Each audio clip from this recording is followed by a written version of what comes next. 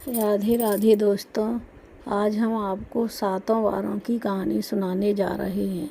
सबसे पहले सुनेंगे रविवार की कहानी। प्राचीन काल के समय की बात है। एक बूढ़ी माँ रविवार के दिन व्रत करती थी। सूर्य उदय से पहले उठकर गाय के गोबर से आंगन को लीपकर और स्नान करके सूर्य भगवान को अर्घ देती थी। सूर्य भगवान की विधिवत पूजा करती और नियम से उपवास रहती और सूर्य भगवान को भोग लगाकर दिन में एक समय भोजन करती थी। सूर्य भगवान की कृपा से बुढ़िया के घर में कोई कमी नहीं थी। उनका घर धन धान से भर रहा था। वह बुढ़िया स्वस्थ रहती थी, किसी प्रकार की कोई कमी नहीं थी। उस बुढ़िया को स्वस्थ देखकर उसके घर में धन संपत्ति पड़ोसिन जलने लगी और पड़ोसिन की गाय का गोबर वह बुढ़िया लेकर आती थी। तो पड़ोसिन ने अपनी गाय को अंदर बांध लिया। गोबर न मिलने के कारण बूढ़ी माँ ने भगवान सूर्यदेव की पूजा नहीं कर पाई और न ही उनको भोग लगा पाया। इसलिए बूढ़ी माई पूरे दिन भूखी रहीं और भूखी ही सो गईं।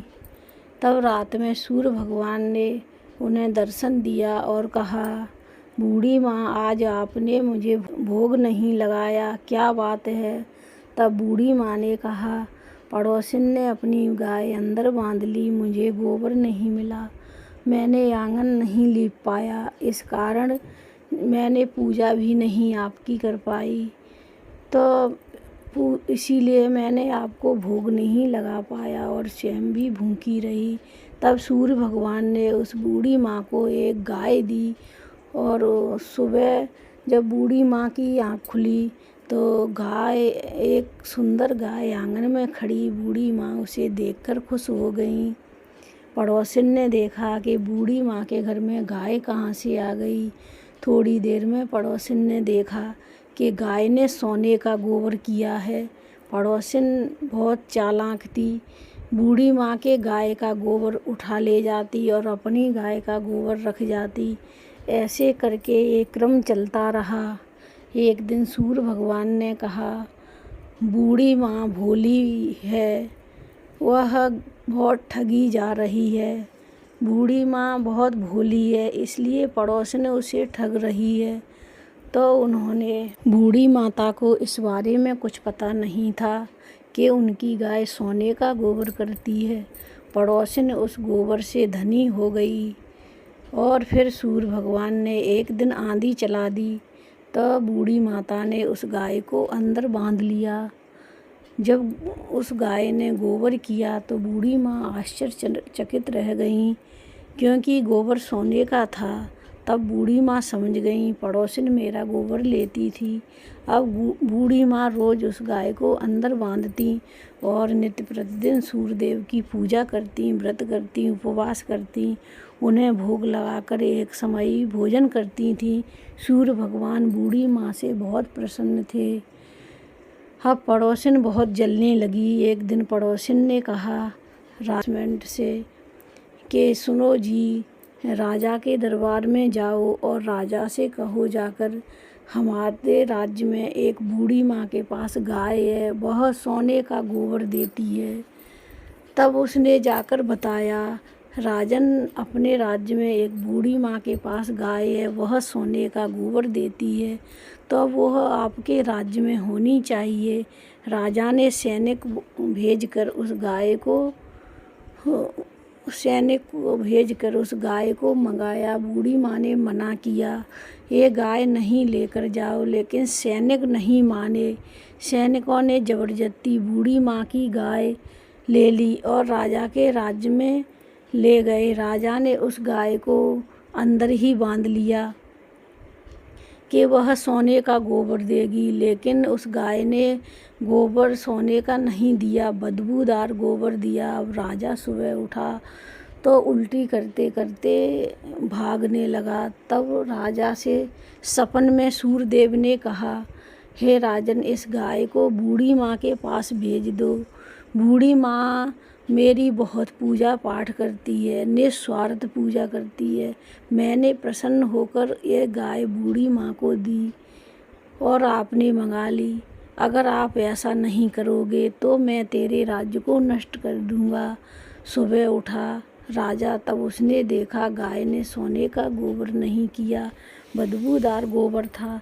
तब राजा ने बुढ़िया को बुलाया और बुढ़िया को गाय और गाय के साथ बहुत सारा धन देकर विदा कर दिया। राजा ने वह पड़ोसिन और उसके पति को दंड दिया, जेल में डलवा दिया। और राजा ने पूरे राज्य में घोषणा की कि यह रविवार का व्रत सब प्रजा को रहना चाहिए। अब प्रेम पूर्वक सारी प्रजा रविवार का सूर्यदेव का व्रत करने लगी। हरियाली हरियाली, खुशियाँ खुशियाँ छाने लगी और सबके घर में धन धान की कोई कमी नहीं रही। सभी लोगों के घर में खूब धन संपत्ति हो गया और शरीर से रोग मुक्त हो गए। इस रविवार का व्रत करने वालों के शरीर में कभी भी कोई चर्म रोग नहीं होता और सूर्य भगवान प्रसन्न होते हैं, उन्हें धन संपत्ति प्रदान करते हैं, यश मिलता है, वैभव मिलता है, शारीरिक सुख मिलता है। हे सूर्य भगवान, जैसे आपने उस बुढ़िया की मदद की, उसकी रक्षा की, वैसे सभी की रक्षा करना। बोलिए सूर्य भगवान की जय। एक गांव में एक छोटा परिवार रहता था। उस माँ के साथ रामू और सुमन और माँ रहती थी। रामू खेत में काम करता था, बड़ी मुश्किल से अपने घर का पालन पोषण कर पाता था। रामू की माँ भगवान शंकर की बहुत पूजा करती थी, प्रेम पूर्वक उनकी पूजा किया करती थी। इधर बुढ़िया की बहू बिल्कुल पूजा पाठ नहीं करती थी, बिल्कुल विपरीत थी। वह बिल्कुल पूजा नहीं करती थी, बुढ़िया बहुत पूजा पाठ करती थी। बुढ़िया जब मंदिर चली जाती थी तब वो पकवान बना बना के खाती थी। बहू पड़ोस में जाकर इधर उधर की बातें किया करती थी, इधर उधर की चुगली किया करती थी। और सास मंदिर से आती उससे पहले घरे आ जाती और उसकी सास शिवजी पे दूध चढ़ाती थी और शिवजी की पूजा किया करती थी। वह बुढ़िया शंकर भगवान पर दूध चढ़ाती थी तो एक दिन पहले दूध मंगाकर रख लेती थी। यह बात उसकी बहू सुमन को बिल्कुल अच्छी नहीं लगती थी। वह सोचती थी कि मेरी सास ऐसे ही दूध बर्बाद करती है शंकर भगवान पे। एक दिन उसने देखा कि दूध रखा है बर्तन में, उसने आधा दूध उसमें से निकाल लिया और आधा पानी डाल दिया।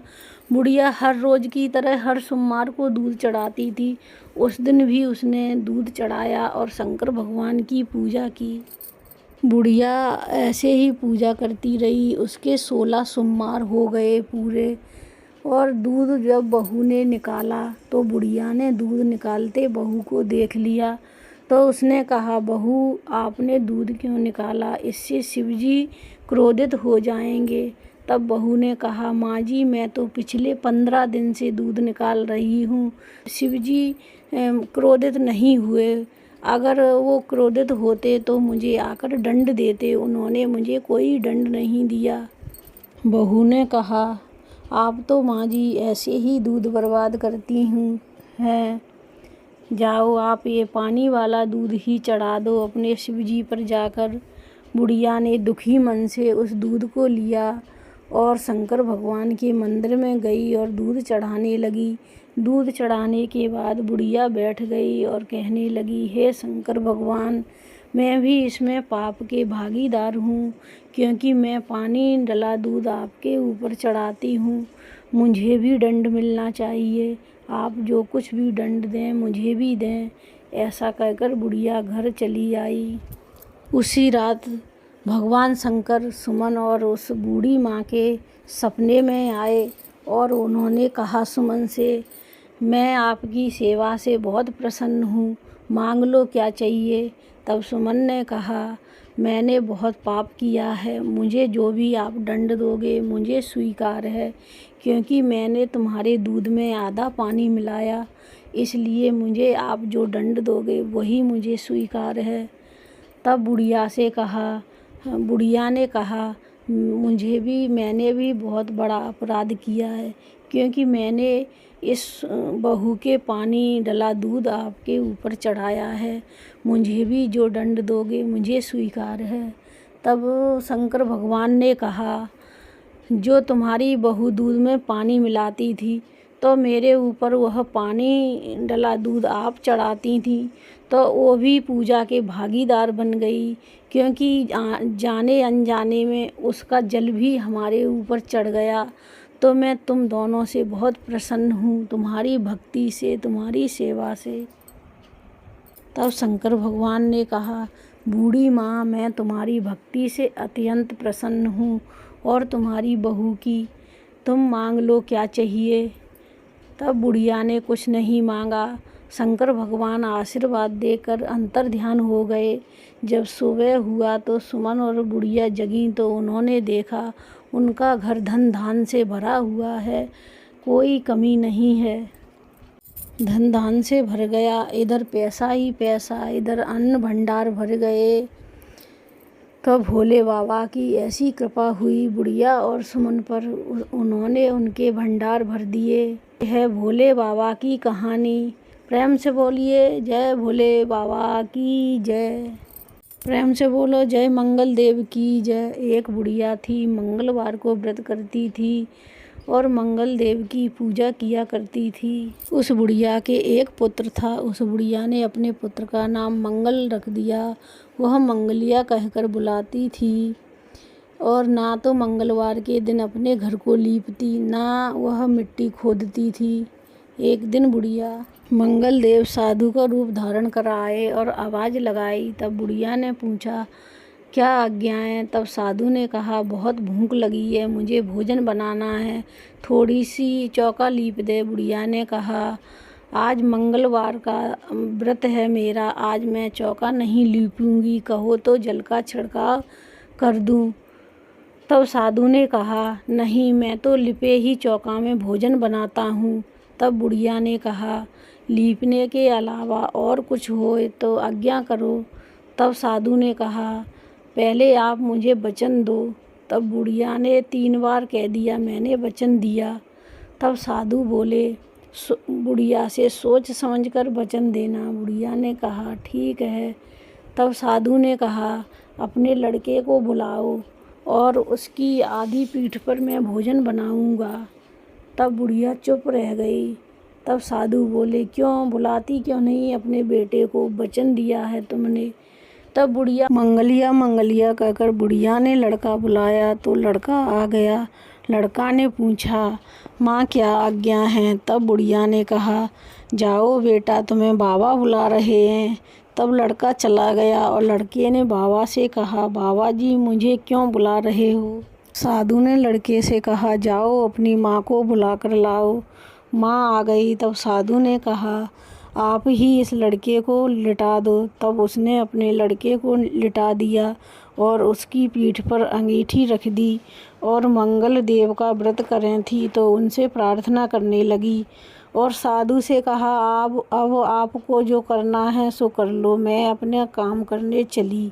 ऐसे कहकर चली गई और भगवान मंगल देव से प्रार्थना करने लगी। जब भोजन बनकर तैयार हो गया तो साधु ने उस बूढ़ी माँ को बुलाया और उनसे कहा, अब तुम अपने बेटे को बुला ले।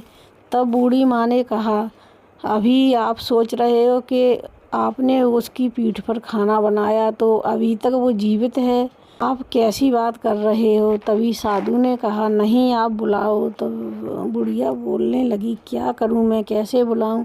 साधु के ज़्यादा आग्रह करने पर बुढ़िया ने अपने बेटे को बुलाया। मंगलिया मंगलिया कहकर आवाज़ लगाई तो बेटा दौड़ता हुआ चला आया।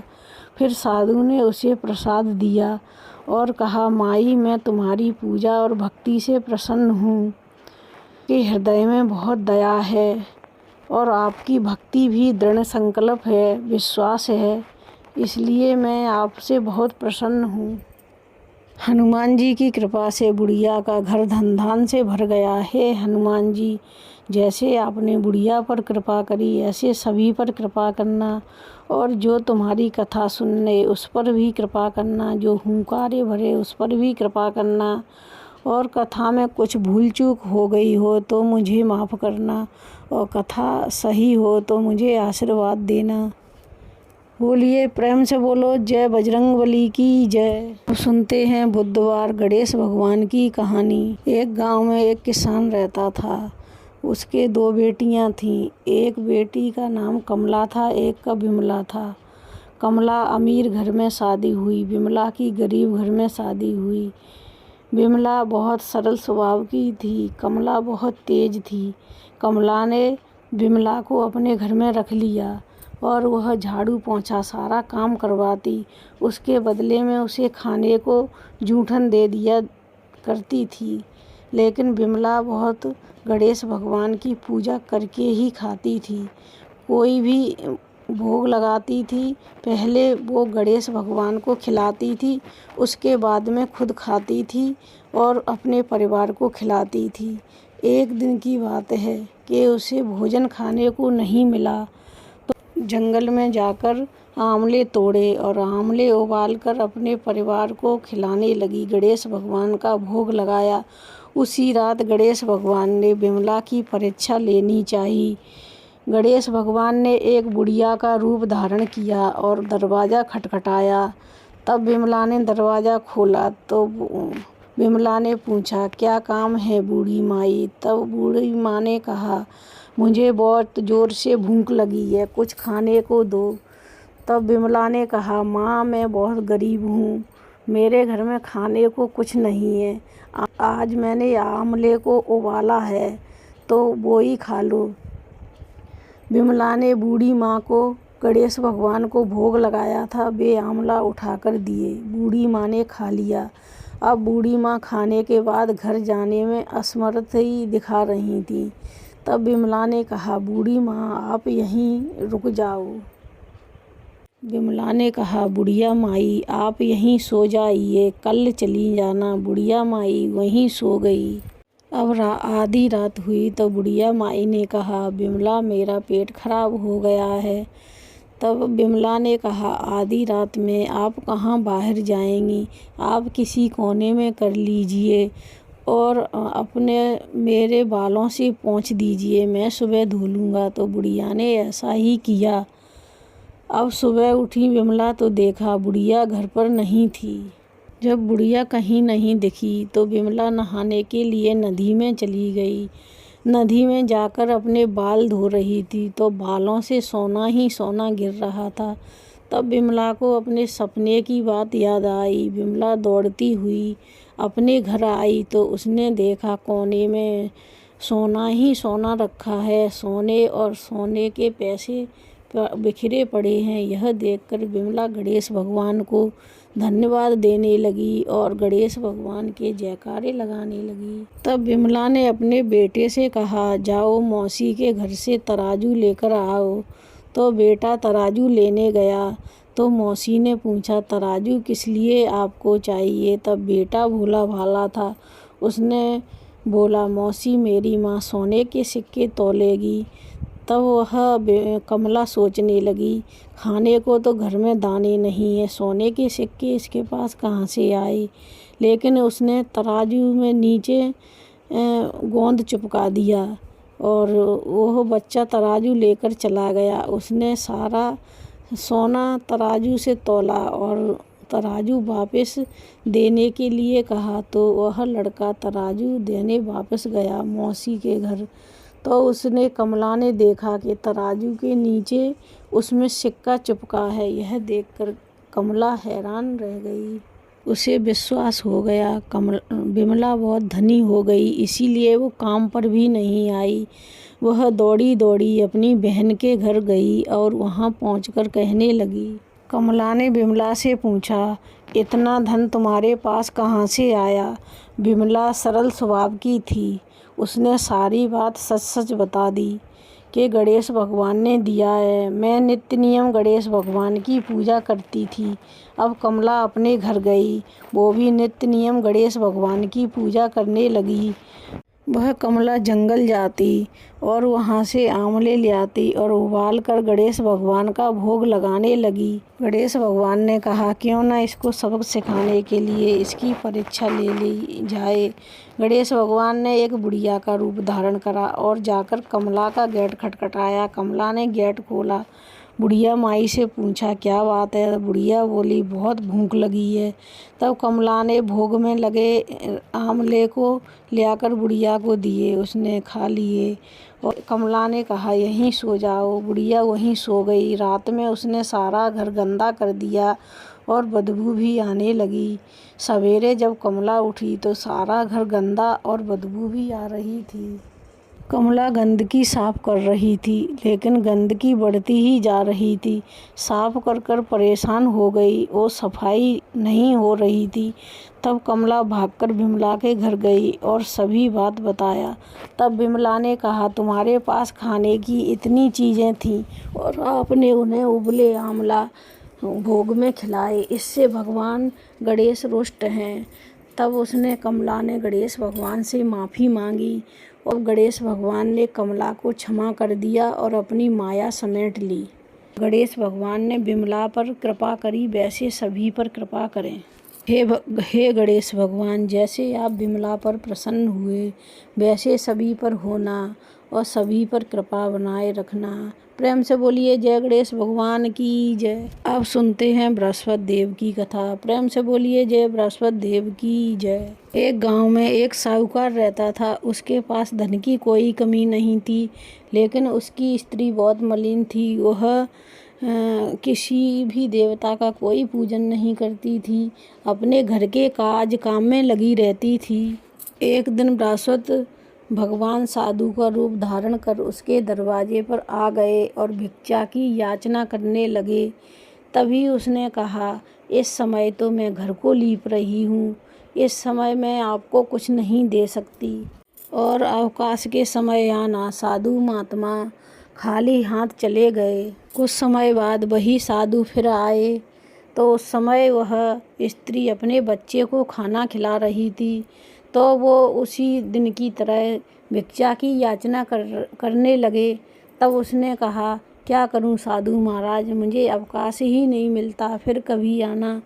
तब साधु महाराज तीसरी बार उसके घर आए। तब वह स्त्री कहने लगी, तीसरे दिन भी उन्हें लौटाने वाली थी। तब साधु ने कहा, देवी आपको अवकाश मिल जाए तब तो आप भिक्षा दोगी। तब उसने कहा, ऐसा हो जाए तो फिर क्या बात है।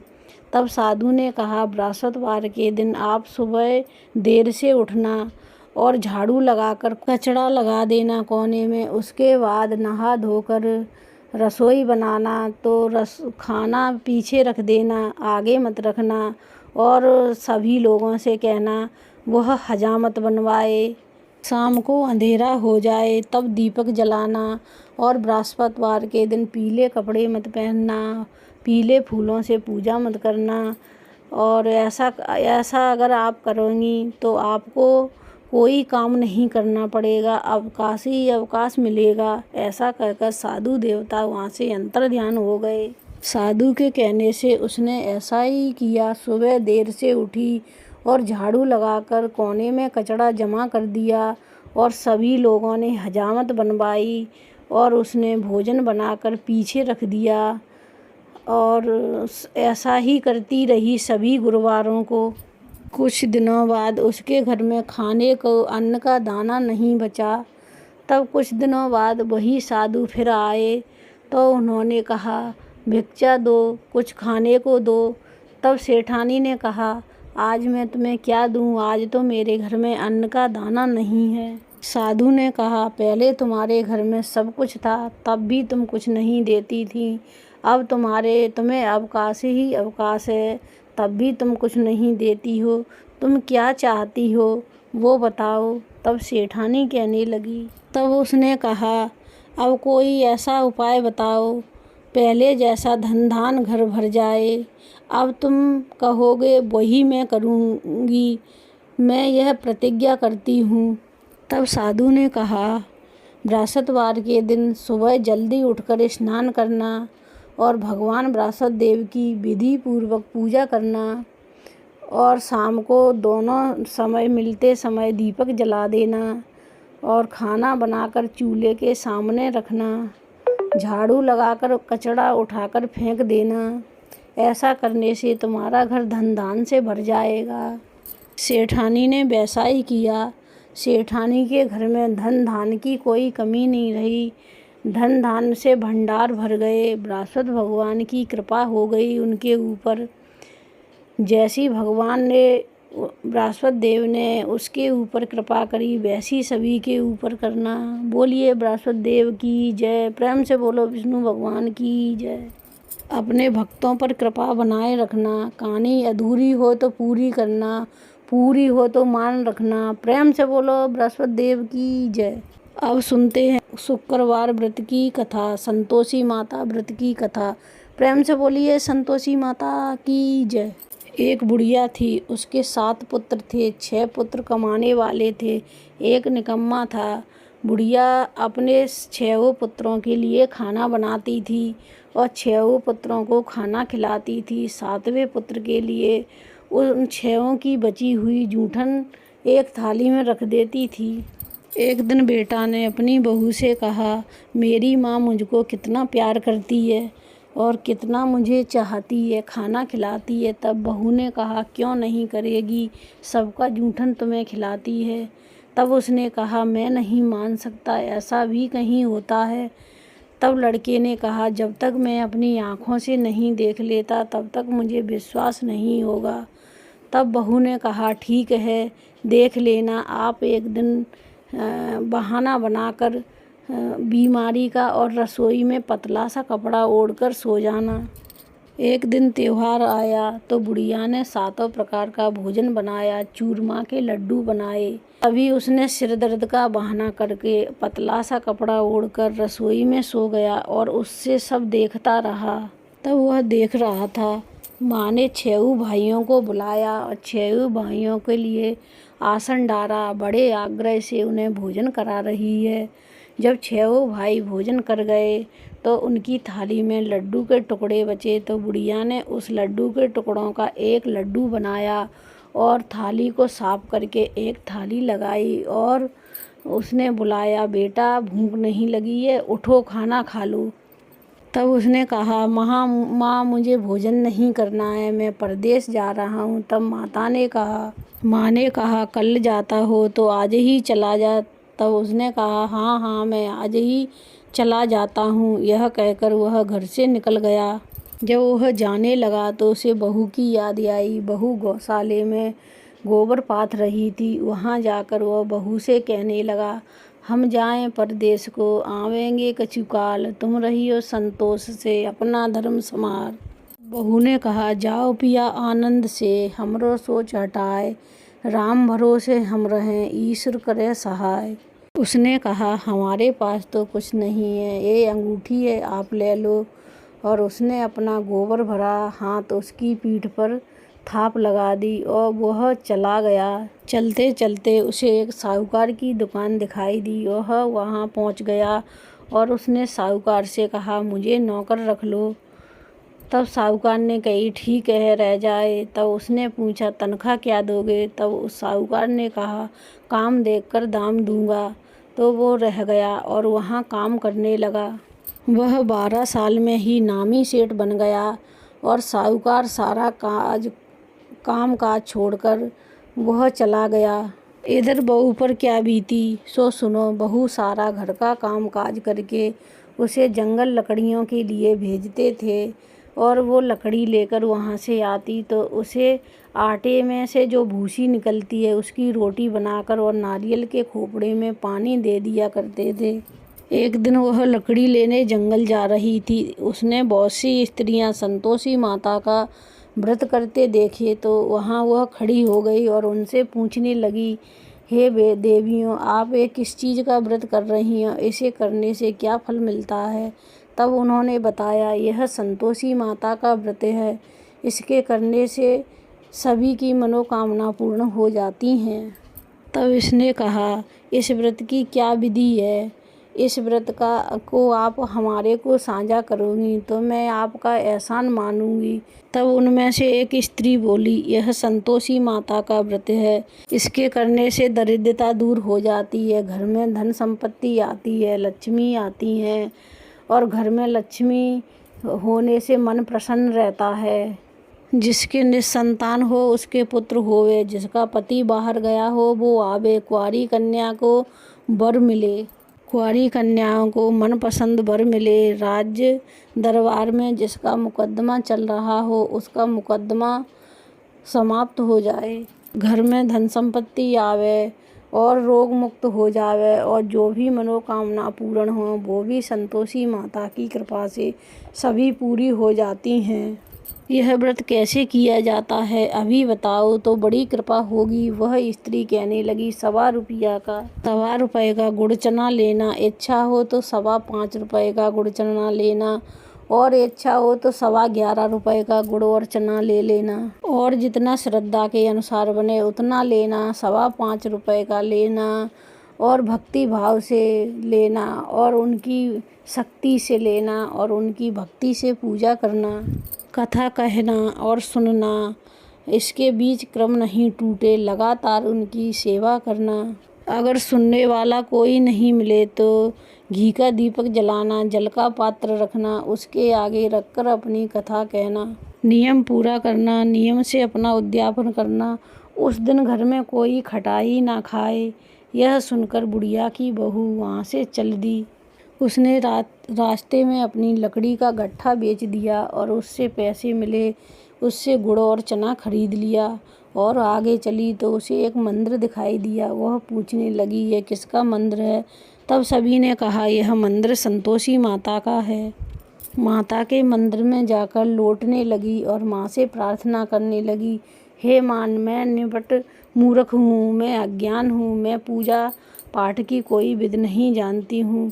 हे माता, मेरे ऊपर कृपा करो, दया करो। माँ प्रसन्न हो गई।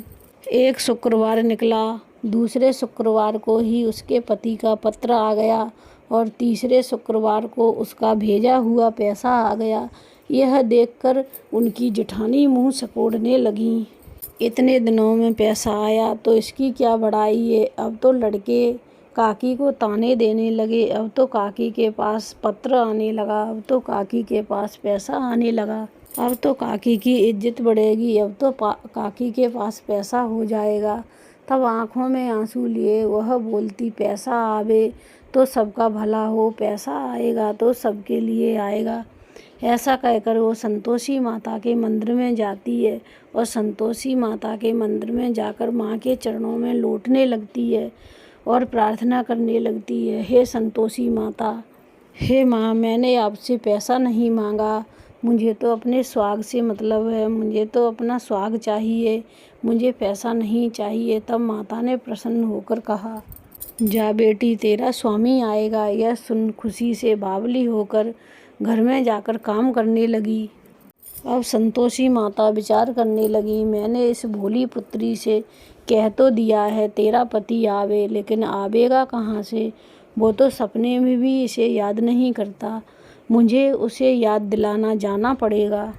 तब संतोषी माता उस बुढ़िया के बेटे के पास गई और वह साहूकार के घर सो रहा था। तब उसने कहा सपने में जाकर, बेटा तू जागता है या सोता है? तब उसने कहा, ना मैं जागता हूँ ना सोता हूँ, बीच में हूँ, कहो आज्ञा क्या है माँ? तब माता कहने लगी, माता ने कहा, बेटा तेरा कोई घर द्वार है? तब उसने कहा, माँ मेरा सब कुछ है, मेरे माता पिता हैं, मेरे भाई बहन हैं, मेरे बहू है, सब कुछ है। तब माता ने कहा, तुझे पता है तेरी बहू घोर कष्ट उठा रही है, उसे जाओ उसकी रक्षा करो। तब उसने कहा, माँ मैं कैसे जाऊँ, यहाँ कारोबार है और मैं ऐसा फंस गया हूँ, मैं यहाँ से नहीं निकल सकता, यह परदेश है। उसने माता से कहा, हे माता मैं कैसे जाऊँ, मेरा लेन देन बाकी है, मेरा चुकता नहीं हुआ, यह परदेश है, मैं कैसे जाऊँ? तब माँ ने कहा, तू चिंता मत कर, तू संतोषी माता का व्रत कर, सुबह उठकर नहा धोकर घी का दीपक जलाकर संतोषी माता का व्रत करना और बैठना दुकान पर। वह देखते ही देखते बहुत ग्राहक आ जाएंगे, तेरा सारा कर्ज चुकता हो जाएगा, शाम तक पैसों का ढेर लग जाएगा। सुबह उठा तो उसने ये सपने की बात सभी को बताई। उसने अपना सपना सुनाया तो सभी सपना सुनकर उसकी दिल जली उड़ाने लगे और सभी मजाक करने लगे।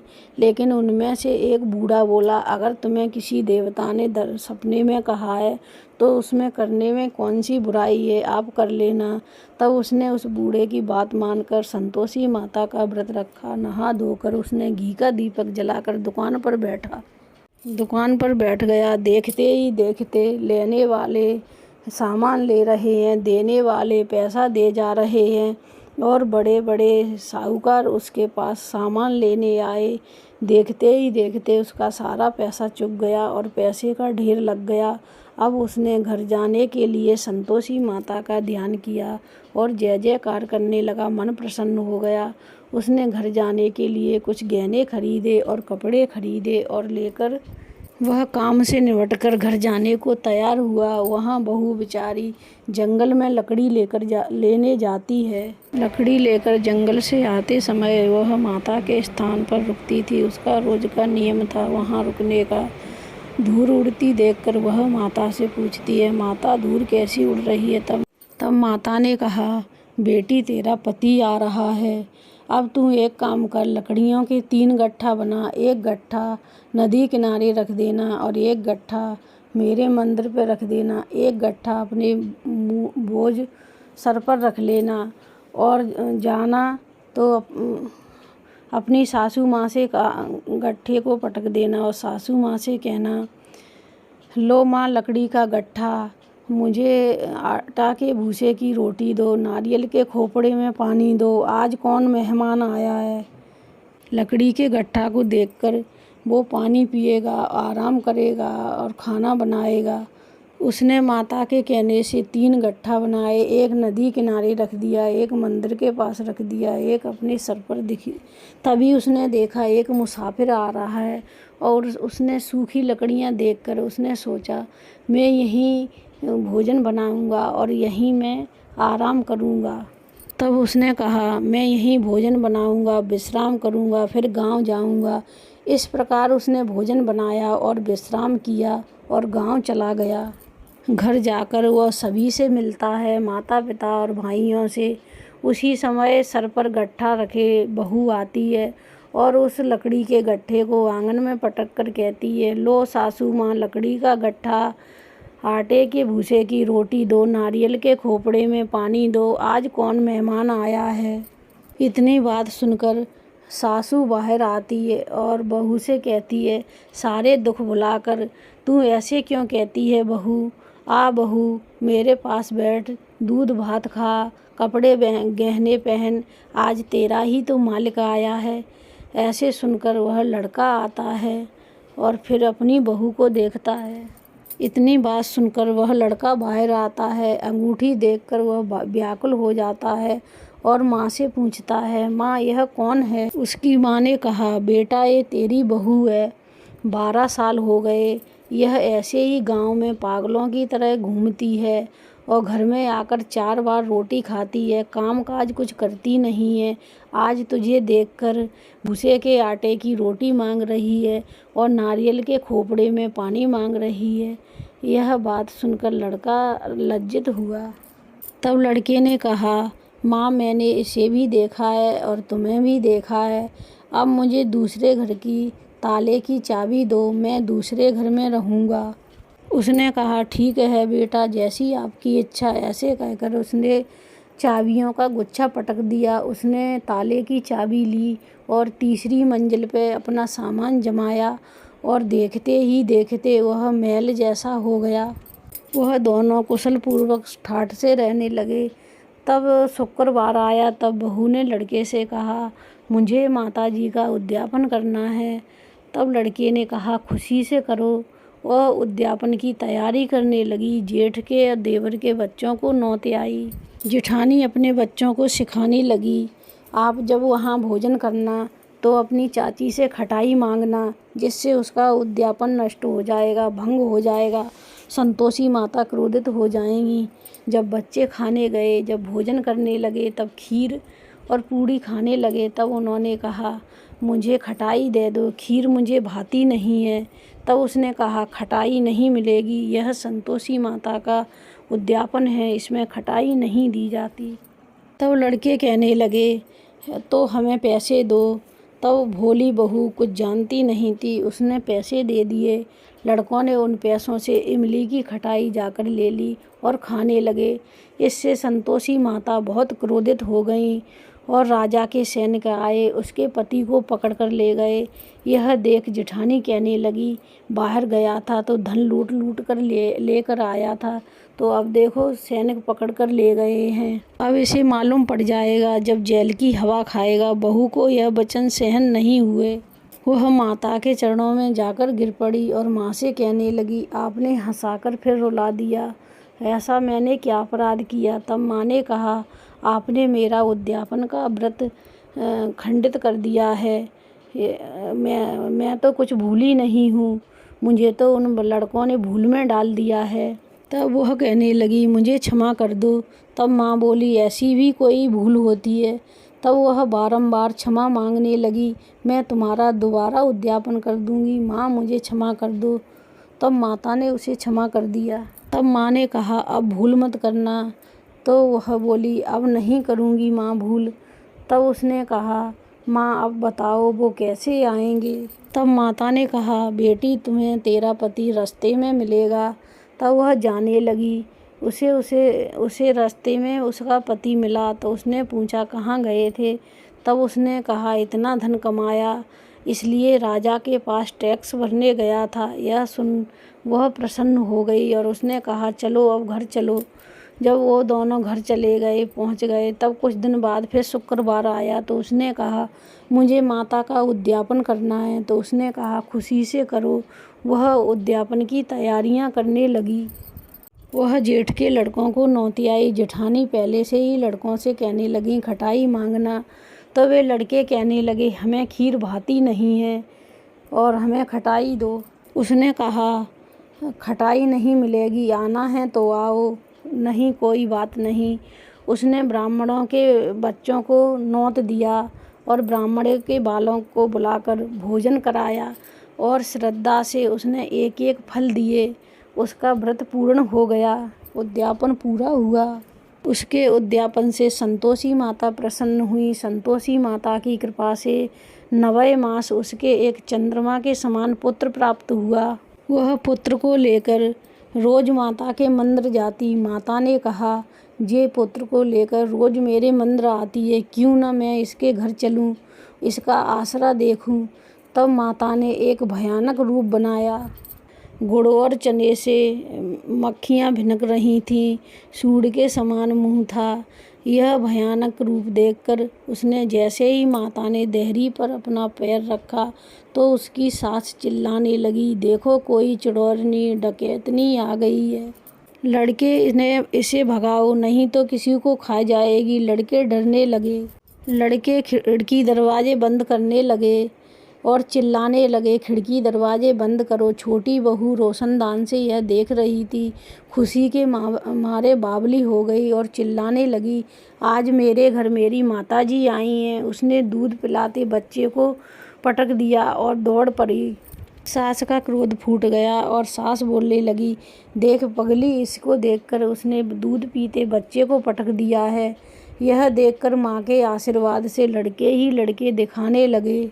वह अपनी सासू माँ से कहती है माता जी मैं जिन माँ का व्रत करती हूँ वही संतोषी माता हैं जे।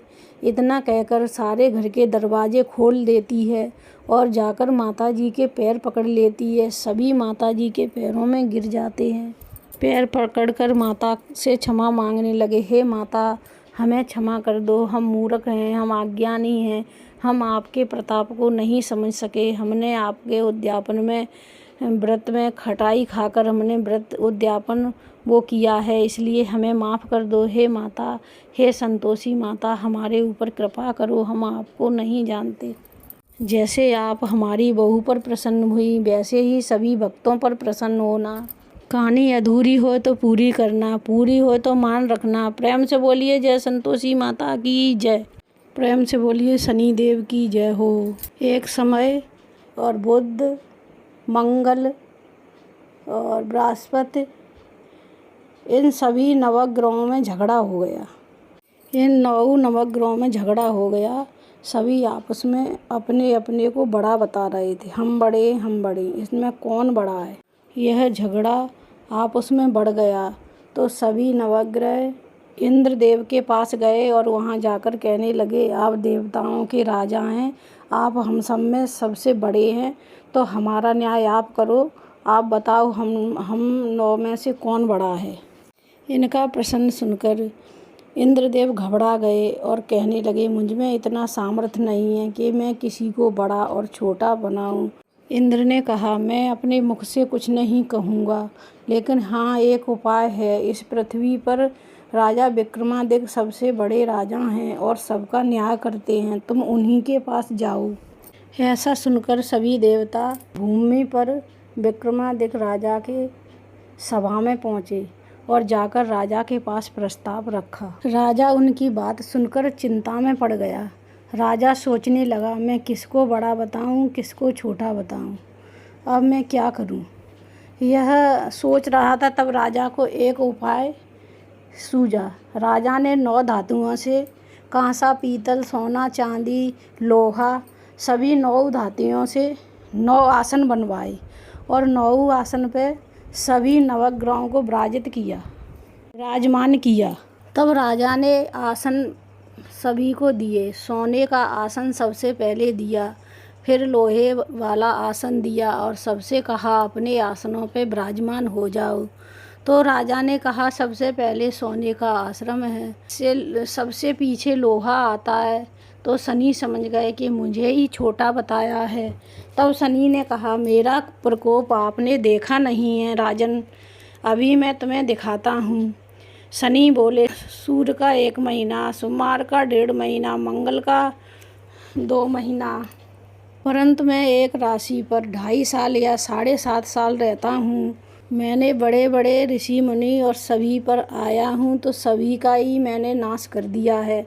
सुनो राजन, राम पर 7.5 आई तो राम को वनवास हुआ, रावण पर 7.5 आई तो रावण की सोने की लंका सहित विनाश हो गया। हे राजन, रावण का कुल सहित विनाश हो गया, अब आपकी बारी है। तब राजा ने कहा, जो कुछ होगा देखा जाएगा। तब वहाँ से सभी ग्रह तो प्रसन्नता से चले गए, लेकिन शनि बहुत क्रोधित थे, वह क्रोध में गए वहाँ से। जब विक्रमादित्य पे 7.5 आई तो राजा के दरबार में घोड़ा बेचने की घुड़सवारी आई। वहाँ बड़े बड़े दूर दूर से घोड़े आए। उसमें जब राजा को पता लगा तब राजा ने अपने सैनिकों से कहा, जाओ मंत्री को ले जाओ, वह जांच पढ़ कर घोड़ा लेकर आएगा। राजा ने अपने मंत्री को भेज दिया। उन घोड़ों में से एक बड़ा ही घोड़ा अच्छा था, उस पर राजा विक्रमादित्य को चढ़ाया। राजा जैसे ही उस घोड़े पर सवार हुआ, घोड़ा लेकर जंगल में चला गया और जंगल में राजा को गिराकर अंतर्ध्यान हो गया। जब राजा जंगल में गिर गया तो भूख प्यास से भटकता रहा। वह भटकते भटकते उसने एक ग्वाले को देखा। ग्वाले ने राजा को व्याकुल देखा तो उसे पानी पिलाया। जब राजा प्यास से व्याकुल था तो ग्वाले ने उसे राजा को पानी पिलाया। राजा ने प्रसन्नता से राजा के हाथ में एक अंगूठी थी, उस ग्वाले को दे दी और आगे चलने लगा। राजा शहर में जाकर एक सेठ के पास पहुंच गया और सेठ के पास जाकर बैठ गया और उसने उज्जैन का विक्रमादित्य नाम बताया अपना। उस दिन राजा की दुकान की बहुत बिक्री हुई तो राजा ने उसे भाग्यवान पुरुष समझकर उसे अपने पास ले जाकर भोजन कराने घर ले गया। राजा जब उसे भोजन करा रहे थे तो राजा की नज़र उसी खुटी पर गई। उसने देखा कि वह खुटी हार को निगल रही है। यह देखकर वहाँ उसके घर वालों ने सोचा कि मेरा हार इसी ने चुराया है, अतः इसी ने चुरा लिया है। राजा ने हार लेने को मना कर दिया। राजा ने कहा, मैंने आपका हार नहीं चुराया। तब वहाँ 5-7 फौज के आदमी बुलाकर सैनिक राजा के पास भेज दिया। जब बीका को राजा ने देखा तो उसने कहा, ये चोर आदमी नहीं लग रहा, ये तो अच्छा भला आदमी लग रहा है। तब वह सेठ जी कहने लगा, अवश्य ही इसी ने चोरी की है। तब राजा ने आज्ञा दी, इसके हाथ पैर काट कर इसे चौरसिया किया जाए। राजा की आज्ञा का पालन किया गया, उसके हाथ पैर काट दिए। कुछ काल बीतने पर एक तेली आया। तेली राजा को बीका को अपने घर ले गया। तेली ने अपने कोलू पर ले जाकर बिठा दिया। बीका कोलू चलाने लगा और बीका कोलू चलाता। तभी शनि की 7:30 समाप्त हो गई और बीका मल्हारें गाने लगा। बीका का राग सुनकर राजा की बेटी पूजा कर रही थी। उसने देखा तो उसने अपनी दासी से कहा, जाओ देखो कौन ये राग गा रहा है। तब दासी आई और दासी ने देखा एक तेली के घर में एक चौरैया राग गा रहा है। तो उसने सारी बात बताई जाकर राजा की बेटी को। दासी ने सभी समाचार बताया। उसी समय राजकुमारी ने प्रण ले लिया, मैं इसी के साथ विवाह करूंगी। और ऐसे कहकर प्रण लेकर वह सो गई। सुबह दासी ने जगाया तो वो नहीं जागी, वह अन्न जल ग्रहण करे बिना वहाँ पड़ी रही। दासी ने रानी को जाकर बताया, राजकुमारी आज क्यों नहीं उठ रही। तब रानी वहाँ आकर राजकुमारी को जगाकर पूछने लगी, आपका दुख का कारण क्या है। तब राजकुमारी ने कहा, माता मैंने प्रण लिया है, जो तेली के घर में चौरैया है मैं उसी से अपना विवाह करूंगी। तब रानी बोली, पगली ये क्या कह रही है। तब रानी ने कहा, ये क्या कह रही है बेटी, मैं तुम्हारा विवाह किसी बड़े राजा के राजकुमार के साथ करूंगी। तब लड़की ने कहा, नहीं मैं तो इसी से विवाह करूंगी, मैंने प्रण ले लिया है। तब रानी ने यह बात राजा को बताया। तब राजा ने भी उसे समझाया, हम देश देशांत से राजकुमार बुलवाकर तुम्हारे योग्य जो राजकुमार होगा हम उससे तुम्हारा विवाह करवा देंगे। तब राजकुमारी ने कहा, पिताजी मैं अपने प्राण त्याग दूंगी, परंतु मैं किसी और से विवाह नहीं करूंगी, मैं विवाह उसी से करूंगी। तब राजा ने क्रोध करके कहा, तेरी जैसी इच्छा है तू वैसा ही कर, तेरे भाग्य में जैसा ही लिखा होगा वैसा ही मिलेगा। तब राजा ने तेली से कहा, तेरे घर में जो चौरैया है उसी के साथ मैं अपनी बेटी का विवाह करना चाहता हूँ। तब तेली ने कहा, ये कैसे हो सकता है। तब तेली ने कहा, कहाँ आप एक राजा, कहाँ मैं जात का तेली। तब राजा ने कहा, भाग्य का लिखा कोई टाला नहीं जाता, तुम अपने घरें जाओ, विवाह की तैयारियां करो। राजा ने अपनी बेटी का विवाह चौरैया मानो विक्रमादित्य से करा दिया।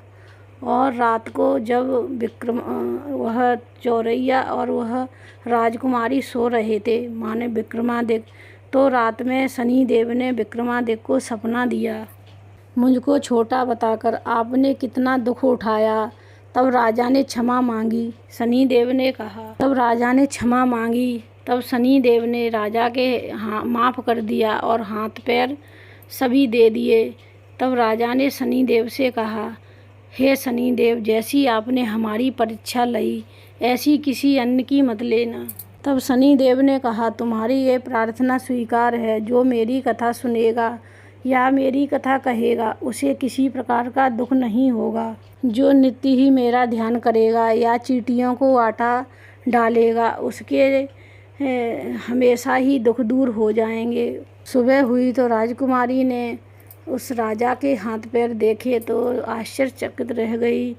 तब राजा ने सभी हाल सुनाया और कहा, मैं उज्जैन का राजा विक्रमादित्य हूँ। प्रातःकाल सखियों ने राजकुमारी से पूछा तो राजकुमारी ने सारा वृत्तांत कह सुनाया। भगवान ने हमारे ऊपर कृपा की। तब उस सेठ ने सुना राजा विक्रमादित्य हैं तो सेठ दौड़ा आया और राजा विक्रमादित्य के चरणों में गिरकर क्षमा मांगने लगा। तब उस सेठ ने कहा, मैंने आपको चोरी का इल्ज़ाम लगाया, वह झूठा था। तब राजा ने कहा, आप चिंता मत करो, मुझे शनिदेव ने दुख दिया था। शनि की दशा चल रही थी, इसी कारण मुझको ये सब हो रहा था। इसमें तुम्हारा कोई दोष नहीं है, तुम अपने घर जाकर अपना कार्य करो। सेठ ने कहा, मैं तभी जाऊंगा जब आप मेरे घर चलकर भोजन करोगे। तब राजा ने कहा, जैसी तुम्हारी इच्छा। सेठ अपने घर जाकर अनन्य प्रकार के पकवान भोजन बनाने लगा। अन्य प्रकार का भोजन बनवाया और ब्रह्मादित्य जब सेठ विक्रमादित्य को भोजन करा रहे थे तो एक आश्चर्यजनक बात देखी कि जो खुटी पहले हाल को निगल गई थी वही खुटी हार को उगल रही थी। तब सेठ जी ने राजा से कहा कि मेरे एक कन्या है, उसका मैं चाहता हूँ मेरी कन्या का विवाह तुम्हारे साथ हो। सेठ जी ने बहुत सी मोहरें देकर अपनी कन्या का विवाह राजा विक्रमादित्य के साथ कर दिया। बहुत सारा धन और दहेज दिया। इस प्रकार कुछ समय राजा वहाँ रुके। फिर राजा ने कहा, अब हमें उज्जैन जाना चाहिए। तब सेठ ने अपनी कन्या का विवाह राजा के साथ और राजा ने अपनी राजकुमारी का साथ, दोनों लड़कियों का विवाह राजा के साथ हो गया। दोनों ने खूब दहेज, रथ, हाथी, घोड़े लेकर राजा अपनी उज्जैन की नगरी के लिए चला। जब राजा के प्रजा को पता चला तब प्रजा राजा की आगमनी के लिए आ गए। प्रजा ने बड़ा उत्सव मनाया और रात को दीपमाला की गई। दूसरे दिन राजा ने प्रजा में यह बात बताई, शनि देवता सब देवों से बड़े हैं, मैंने इनको छोटा बताया, इसी कारण मुझे इतना दुख झेलना पड़ा। दूसरे दिन राजा ने प्रजा में यह बात बताई, शनि देवता सब देवों से बड़े हैं, मैंने इनको छोटा बताया, इसी कारण मुझे इतना दुख झेलना पड़ा। राजा के राज्य में और शहर में सभी शनि भगवान की सेवा और पूजा करने लगे। शनि की कृपा से सभी राजा कुशल मंगल और आनंदित रहने लगी। जो कोई शनि देव की इस कथा को सुनता या पढ़ता है उसके शनि कृपा से सारे दुख दूर हो जाते हैं। हे शनि देव महाराज, जैसे आपने राजा को दुख दिया वैसा दुख किसी पर मन देना, अपनी कृपा सभी पर बनाए रखना। कहानी अधूरी हो तो पूरी करना, पूरी हो तो मान रखना। प्रेम से बोलना, जय शनि देव महाराज की जय।